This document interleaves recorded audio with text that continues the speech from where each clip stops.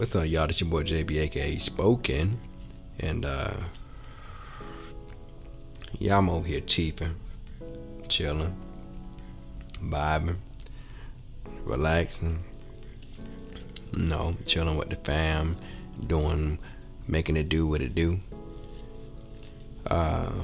First off, let me just start off with a prayer, because I feel like a lot of these podcasts, I don't listen to them, but I've heard them in the past, and I haven't listened to any good ones in a while. I would like to, but I'm gonna start off by saying, Father God, please watch and guide everybody with your energy, your positive energy. And I may not be saying the prayer at the capacity that people who judge how I project this prayer out, but it doesn't matter. It's all about bringing people together, allowing them to have a mind of their own, and also walk in the execution that they project into the universe, social media as well, and hold themselves accountable for the thing they try to make others accountable for. I pray that people leave with understanding, and also understand that I mean no malice by what I say tonight. I'm gonna end it right there. What up, y'all? So yeah, that's the first time I prayed on this thing. Y'all can say, oh, that boy high over there. Hey, mind your goddamn business. Alright? So let me go ahead and get into the Nick Cannon thing, man. A lot of people want to know what I think about the whole Nick Cannon thing. JB, what you think? What you think, man?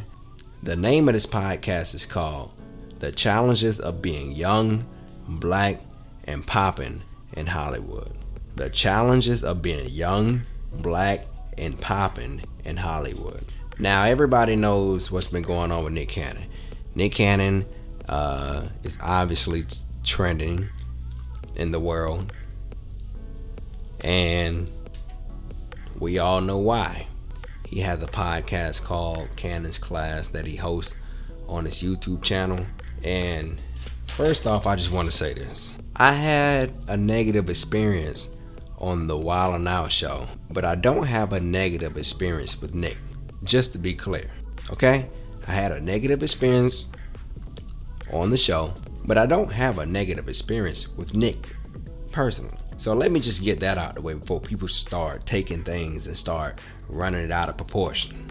Because you know niggas gotta feel like they gotta counsel somebody. We in them times. Didn't I tell y'all 3-4 years ago, 2 to 4 years ago, that we in the council culture, that we in a pull your card season? This is the era of pull your card. This is alignment season. I've been saying it for the longest. Now you see in 2020, everybody getting their card pulled. I've been saying it for the longest. Prep up for 2020 because it's about to be some shit. I didn't know what it was gonna be.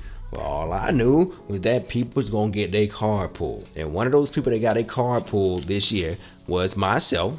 And also, right along with that, everybody else. Nick Cannon, it's time for you to get this motherfucking work. Nah, it really ain't about that. Nah, but for real, y'all. To be real, everybody knows what happened with Nick, like I said previously. And my take on it is this. Nick has been in the game for a very long time, okay? And everything what I'm speaking on is not opinion, it's facts. I'm just gonna, y'all know I'm the receipt man. I'm not gonna play no games with y'all. I'm not gonna pull some shit out my ass. Everything what I'm saying, you can pull this shit up, okay? I'm the receipt man. So you can always fact check me. It is what it is. And if I'm wrong, I'm wrong. I don't care, you know? But I can admit that shit though, unlike a lot of people. But here we go. So Nick has been in the game for a long time, and I've been a fan of Nick ever since I was a little kid. A lot of people don't know that. I can't name a lot of people. I can't name many people who has his actual albums in their crib. I have Nick Cannon albums. When Nick cut his motherfucking hair on Drumline, I cut my hair. When Nick had an afro on Drumline, I had a motherfucking afro. When that nigga had braids, I had braids. Okay? So, I'm never gonna hate on Nick Cannon. People just don't understand where I'm coming from when it comes to what I was saying previously in the past. So I don't want this podcast to get people's feelings and opinions all misconstrued with what I'm about to teach today, tonight, this evening, this morning. Don't matter. You know what I'm talking about. You get what I'm saying. Nick has been in the game since a teenager. He has been grinding. I mean, the man has been putting so many points in the board. I don't even think y'all can even count the score for how many points he has put on the board, regardless of how corny y'all think he is. Even if you don't like him, it's obvious that the man means well, and he ain't really trying to be in the way of pretty much nothing. But people are people, and people are going to have their opinions. People are going to have their feelings about whatever they're sensitive about. What Nick is going through right now is nothing no different from what I'm going through and what I've gone through. I'm going through the same damn thing, except I've never been called out like that by the dominant society. You see, what Nick did, he spoke out. And like I said before, years ago, and this is no insult, he had just started speaking woke stuff about 4 or 5 years ago. And speaking like that, when you've been in the game for so long, that's going to come with a huge price. That's going to come with consequence. You see, what the dominant society did, and shout out to Tariq Nasheed and Neely Fuller the GOAT, because we all have our teachings and learn from other people. I'm not one of them people that be like, oh man, you know, I'm out here spitting that shit, you know what I'm saying?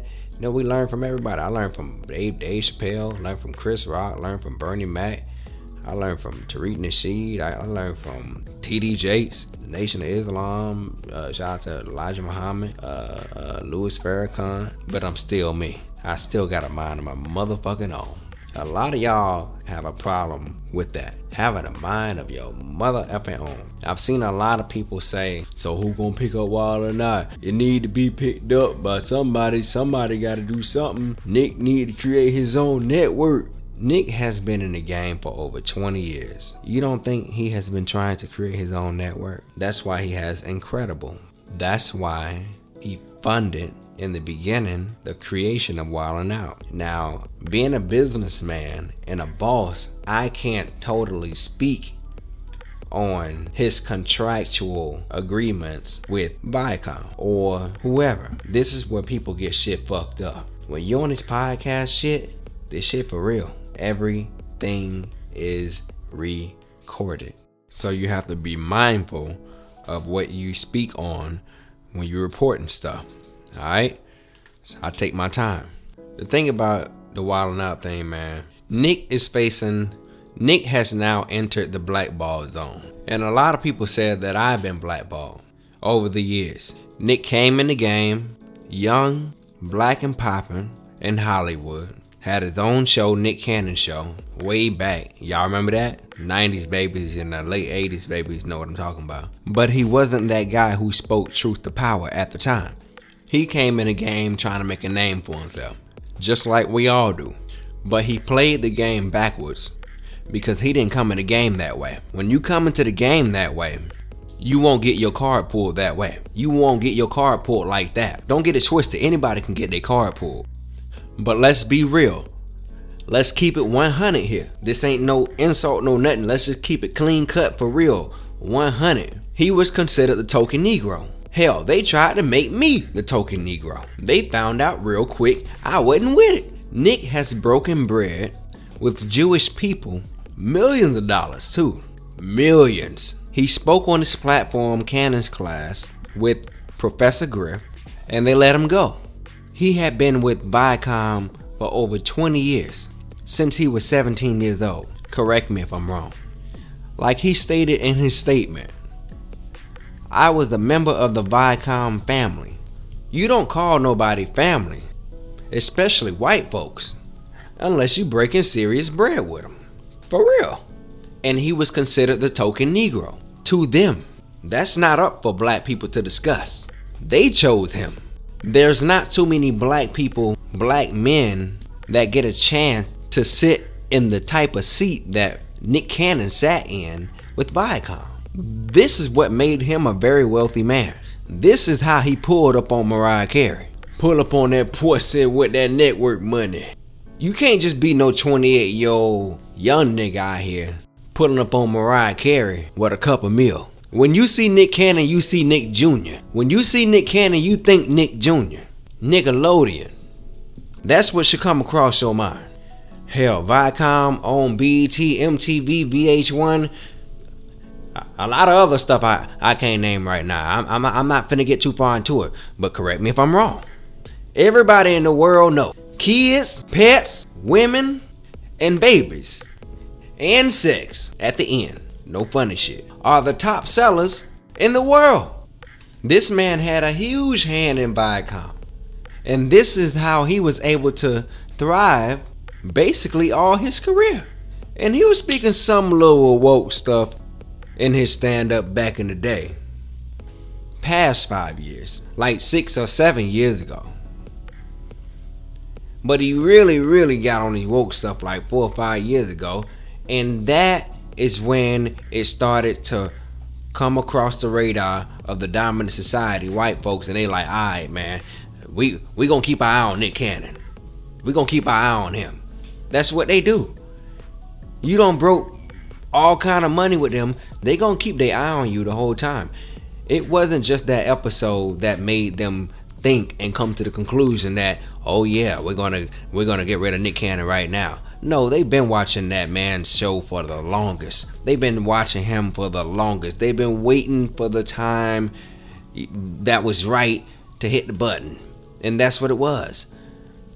And being blackballed doesn't mean that you're gone forever. This is why you gotta sit back and watch and wait and just see how this whole situation unfolds from here on out when it comes to Nick Cannon and his affiliation with the dominant society, aka Jewish people. Because of his relationship with them for so long and the way they did things the way they did by canceling his contract with Viacom, that set a huge tone. He was on his podcast saying basically white people, Jewish people, people in the Illuminati, Europe, and white folks in the Caucasus Mountain. But I don't care what this baby's name is. This baby is rice-skinned, but not light-skinned. That is a white child. That is Caucasian from the mountains of Caucasus. That is a Slavic baby, a Viking from Iceland. That baby got 730 as a credit rating right now as an infant. Lack soul more than melanated people. Correct me if I'm wrong. He been in the game for over 20 years. He knew them people was watching him. And I want to believe that he thought the button was going to get hit way earlier than this. Something in me believes that he kind of surprised he even made it this far, talking that black power stuff in front of these quackers. Now they over here sending him death threats and stuff. He in that game now. When you done broke millions with him? Nah, it don't work like that. It don't work like that, buddy. He know it. He know it. It's crazy because a lot of people was looking at me and analyzing my career like I wasn't humble. No, I just went to Hollywood with demands. How much time I got? You got 3 minutes. All right, hold on. 3 minutes. All right, you can shut your fat ass up. All right, hold on, Russell. Look. I know you don't do music no more. Man. You don't do music no more. I know you put poets, you put comedians on and everything. He called you a fat ass. Look, man. Look. You call me with I want a eyeballs $7 like that, million deal, joint venture deal. You can have all my publishing. Listen, I think you got. I want a $7 million He thinks deal. you have to go. Shut the fuck up. Look, Russell, you ain't finna do me like that. Look, I got a mixtape out, man. Sir, Over sir. 1 million views. My mixtape, man. Check me out. Oh, motherfucker. Yeah. Okay. Get the fuck. Hey, hey, Please, hey, can you remove? You gonna check out my motherfucking mixtape, nigga? Get the fuck out. You ain't finna touch me. You gonna touch me? Check out my single, man. Check out my mixtape, man. Lying on your dick, lying on your dick. Come on, Russell. You ain't finna do me like that, bro. Check out my mixtape, bro. Check out my mixtape, dog. Come on, man. You can have all my publishing. Check out my mixtape, bro. And it was either gonna be their way or the highway or my way or the highway. And I'm still playing the game, but I'm not gonna embed myself in it. Especially if I have to compromise my integrity. Especially if I have to compromise my creativity. Especially if I have to hold back on what the fuck I say. Especially if I have to hold back on how the fuck I move. Who the fuck is you? I came into the game swinging, talking that shit. Hell, still talking that shit. And people was looking at me like I was crazy. And the only difference between this situation right here, what I'm speaking on, is that I wasn't on TV, and I haven't been on TV as much as people would expect. Nick Cannon has never went a year without being on TV for over 20 years. Do you know how many gigs he's been a part of on television, award shows, his own show? Well, we gonna get to the ownership part in a little bit when we talking about owning shows. Steve Harvey show, Martin, Jamie Foxx show, Chappelle's show, Flip Wilson show, Revolt, and we gonna touch on Revolt. Matter of fact, let's get on that. Let's get on Revolt. Revolt, even if it is black owned by Diddy, because I don't really know if it is, he still needs approval from Jewish people to get the green light. And that's no offense. That's no shot to the Jewish community. That's just facts. They know it. We know it. A lot of folks don't know it. And the thing is, they'll let you talk your talk. They'll let you move the way you move. But if you're making way too much money with them, but if you're making way too much money with the dominant society and say they lack soul on their platform that they own, because at the end of the day, it's deeper than Wildin' Out. He said this on YouTube.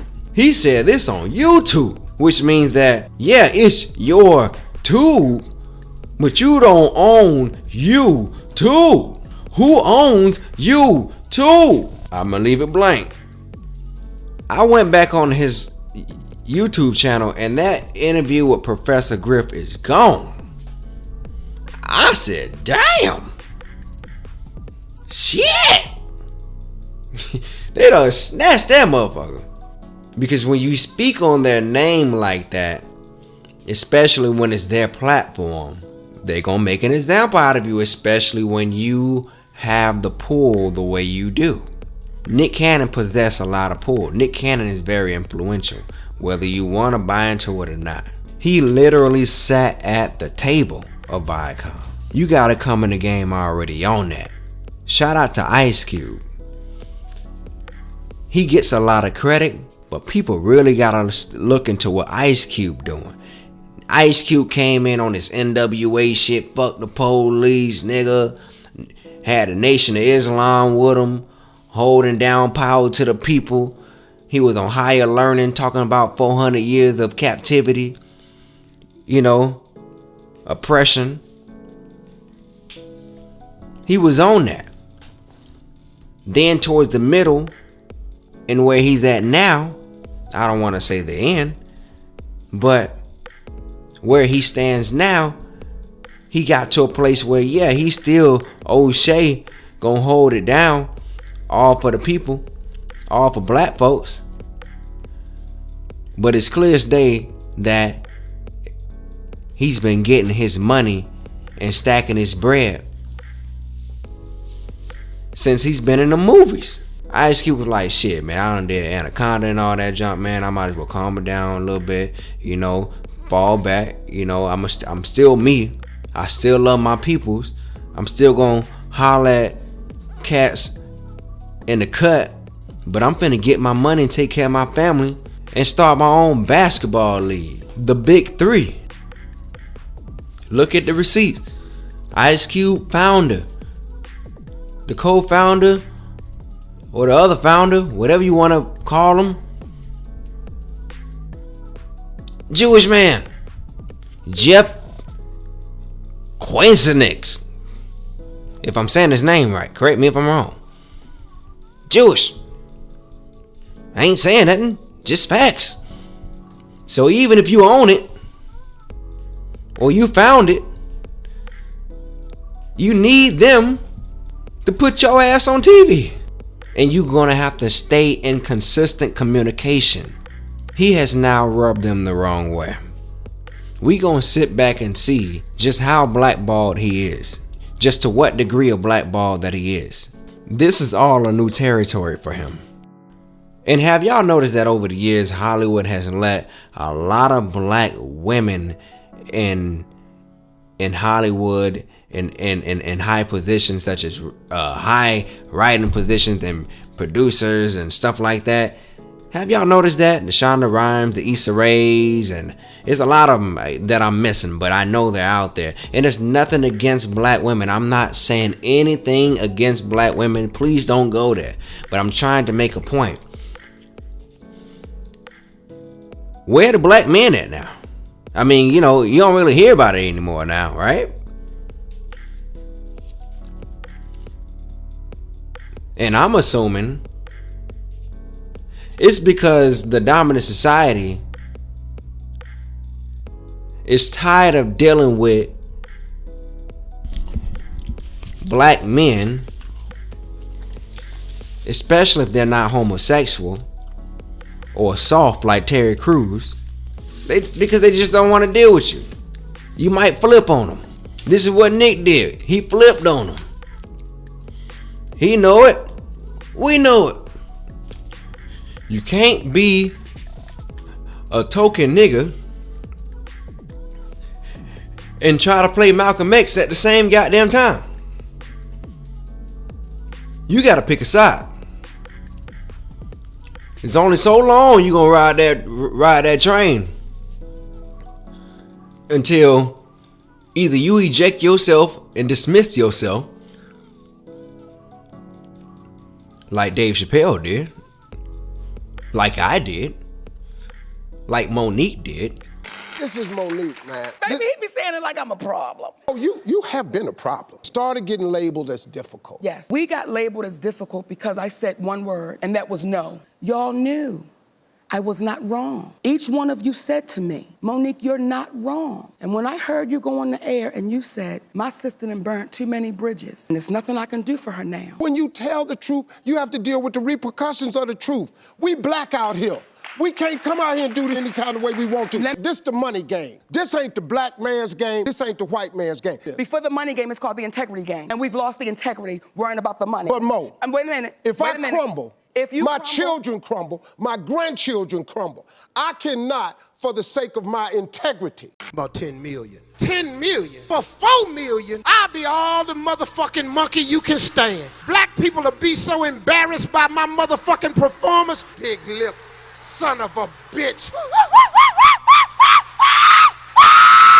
There's not a nigga in sight that plays both sides of the fence, that plays Huey P. Newton and the token nigga. It just don't work. It just don't happen that way. When I got into Hollywood, I knew I wasn't going to change who I was. And I went into it like, all right, I left the game. I'm going back to Florida. I'm going back home. I'm going to move on my own terms, my own power. And I've always moved under my own power most of the times. But when you're in Hollywood, you got to play the game. But I made a decision that I got to be okay with this. You know, it's going to hurt, but it is what it is. It's going to hurt sometimes, but it is what it is. I love my freedom. I love my peace. I love my creativity, my full creativity. But when you playing the game, you got to check in. And Nick was checked all the way in, and they had to check him out. He literally sat at the table. Like I said, blackballed doesn't mean that you're blackballed and you're non-existent of having opportunities. It just means that you lack opportunities. Yes, there's such thing as being going all the way. If Viacom really want to be greasy, they can just not play Wildin' Out. They don't need the money that bad. Them people don't need the money that bad.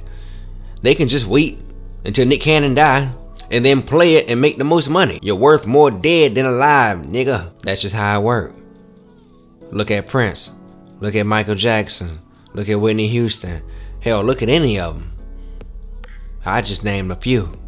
When you play the game backwards and you don't come in the way you already are, and they already expect you to be a certain way, especially in their mind, and perceive you that way, it's going to make you look more bad than good. Tupac came in the game swinging up front. He didn't wait. and then started barking. He came in with it and died with that bitch. Died swinging. And this is not judging Nick or anybody who plays the game that way, because everybody play it their way. That's your shit. That's your formula. But this is just a topic of discussion. This junk ain't easy, man. We're in the times now where we're on this black empowerment stuff, black reciprocity, screaming Black Lives Matter this, Black Lives Matter that, screaming ownership, screaming grow your own. Well, let's get to it. And a lot of folks thought that Nick Cannon owned the show, Wildin' Out. Apparently he didn't. He created it, but he didn't own it. That's like me saying I created Dr. Reasons, but I don't own it. All Deaf Digital owns it, you know? Business. Your service is no longer needed. It happens all the time. You gotta pick a side and be okay with the outcome. You gotta pick a side and be okay with the outcome. As wealthy as Nick is, it's hard to even paint in your mind that he didn't own Wildin' Out.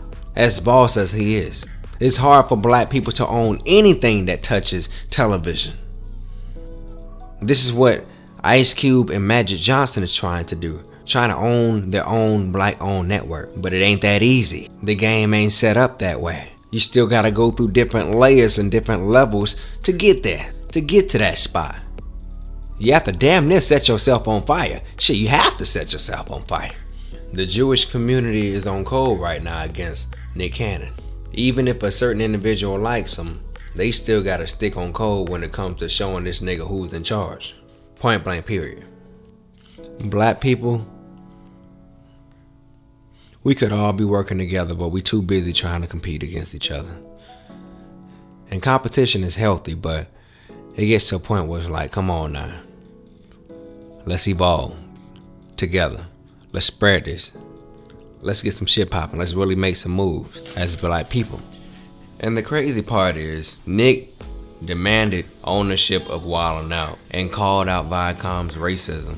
All I'm saying is this. You've been with them people for over 20 years, 2 decades, right? Knowing how racist they was, but then chose this time on the way out the door to call it out. You could have shifted that while you was in the chair if you would have played it right. But who knows? You don't own it. We don't own it. Anybody with a business is a boss in their own right, but there's levels to this thing. There's levels to it. Nick Cannon is the boss. He just don't own Wildin' Out. He don't own Viacom. That's them people money. That's they shit. And they all cousins. It's a family thing. They on code. Black people need to learn how to get on code. We're on code, but we need to tighten that bitch up. Become organized. Stop chirping out the side of your neck so much. Speak with substance. If you're gonna project something out there in the world, make it worth it. But whatever you put out there, you stand on that. Nick Cannon apologized. Hey, do what you do. That's your life. And although we do salute you, stand on it, man. This is when the respect come in. But I understand why he did it. I totally understand. Business. This is everything what Dame Dash be talking about. See, people be thinking that Dame Dash be crazy, and he probably does, and he does has his ways. But that don't take away from what the hell he be talking about and be putting out there. The game he be spitting be solid. His way may be the hardest way, but it's the most respectable. It's admirable. Owning your own shit. Nobody can say nothing or take nothing from you. And if they do, you got a real fight on your hands. Because that's your shit. They smash Nick because that's they shit. We gotta do better as black people on how we judge folks as entertainers or so-called has-been, or judging how they look, how they living. Because in the end, you don't know what these people doing. They might be chilling and owning all they shit. A lot of people ain't got nothing to prove. Jay-Z and Dame went their separate ways. You see the outcome on both ends. When Jay-Z decided to play the game, and Dame said, nah, fuck that. But you see the outcome though. Stop judging people just because they look like they in the trenches struggling. Maybe they trying to be low key. Maybe they're building that black owned business that we will soon need someday. Instead you over here like, they so broke, they fell off, Black folks do that. Black folks be worried about who the fuck fell off. I ain't never heard no other race say that about their own. Black people will throw your ass in the dirt quick, build you up to shit on you, right? Am I wrong? Or should I say niggas? I think that's better to say. But you get my point. Own your own shit. Stay out the way, stay low key. If you're gonna be on this podcast stuff, make sure you tighten up your words. And that's for everybody. This ain't just for one person, it's for everybody out there. Be careful. Uplift each other. And keep in mind that you gotta be willing to face anything when you decide to jump out there and start talking. You gotta be willing to face anything that come with that. That's the cost. That's the price. It's easy for you to say now till y'all get a couple dollars in front of y'all face and be like, shit, I ain't never been to the movie. I'm gonna take the check. I'm gonna take the check, bro. Get that, buddy. I ain't never been in the movie. Hey, shit, I gotta try myself. Shit, that's y'all. Hey, I can't fault you. But I see you though. I'm over here working on my own platform, SpokenReasonsTV.com, building my own infrastructure. I've been doing that since day one, and I want to keep it that way. I don't want nobody looking over my shoulders. I don't want nobody telling me what to do with my own shit.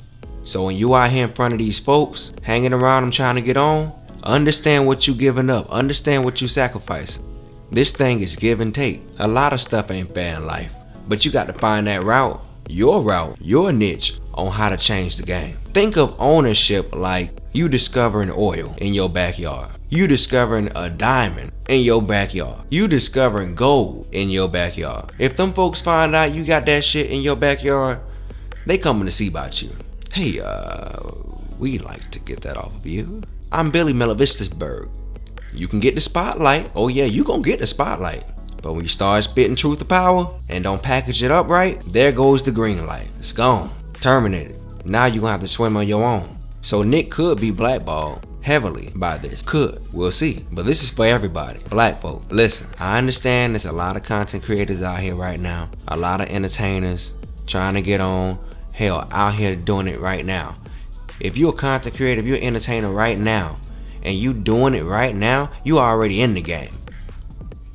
Think about it like that. You already in the game. You just don't feel like you at the level where you want to be right now. Enjoy the ride. Build your baby. Build your brand.